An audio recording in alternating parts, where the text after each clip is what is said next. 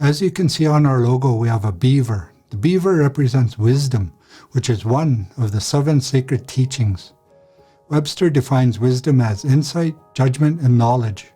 Webster also defines wisdom as a wise attitude, belief, course of action, or the teachings of the ancient wise men. Our definition of wisdom aligns more with the Serenity Prayer, which says, God grant me the serenity to accept the things I cannot change, the courage to change the things I can, and the wisdom to know the difference. What is the wisdom in knowing the difference between the things we cannot change and the things we can change? According to Stephen Covey, there are 3 types of problems we face. Problems that we have direct control over, problems that we have indirect control over, and problems that we have no control over. The problems that we have direct control over involve our own behaviors. We have direct control over our behaviors. Our indirect control problems involve other people's behaviors. We cannot control them, but we can indirectly influence them. Those are indirect control problems. The no control problems include our present circumstances and the past. We have no control over past problems because those times are gone. In these courses, we'll focus on problems that we directly control, ourselves and our behaviors. Burroughs says wisdom is a guiding force we need to use to transition from the Indian Act to more cultural practices and teachings. How does Burroughs suggest we do this? Through education. He says within the Indian Act, the one section that probably has the most freedom to be changed is the Indigenous education component.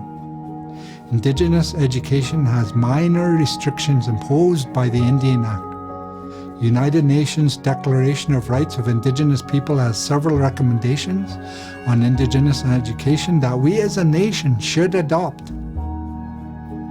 Burroughs says we must educate the next generations about culture and traditions, especially the 7 sacred teachings. He says there are many worldly examples of Indigenous education from which we can learn. The one that often gets quoted the most is the Maori cultural education system, where they took their education into their own hands, started educating their people about their culture and traditions even before the government began supporting their initiatives. Although at the Indigenous Wellness Training Society, we will not start to teach about culture and traditions. Instead, we will teach about recovery and healing from the addictive lifestyle. We will teach about one method or way of getting into recovery through the 12-step approach. I know I'll probably lose a lot of individuals from taking this course because we are using this approach. Although the 12-step method has its fair share of people who detest the program, it was one of the most effective programs in the whole of the 20th century that changed the most lives. Imagine that. Do you know of any other program that is close to changing as many lives as the 12-step program has accomplished to date? We view the Indigenous Wellness Training Society educational program as a stepping stone. For us, this is just the beginning. We hope that by taking these courses, you will be in a better position to further your education afterwards. We hope to lay a strong recovery foundation upon which you can build your recovery resume. Burroughs agrees that the first item we need to recover from is addictions of all kinds, because this is the biggest hurdle stopping Indigenous people from being educated. We hope that from here you will be able to find your areas of interest in education, which could include upgrading, getting a certificate or diploma, getting an associate's degree or a bachelor's, master's or doctorate degree, or finding an elder to learn about the sweat lodge ceremonies, sundance ceremonies, or powwow celebrations. Whatever area you choose, we hope you will journey into the venture with a solid foundation of recovery upon which you can build yourself from the ground up. According to Strauss and Howe, my generation is technically called a nomad generation. I am here to connect the previous prophet generations with the upcoming hero generations. Van Neistad in one of his YouTube videos said that education is a way to learn anything at a faster pace.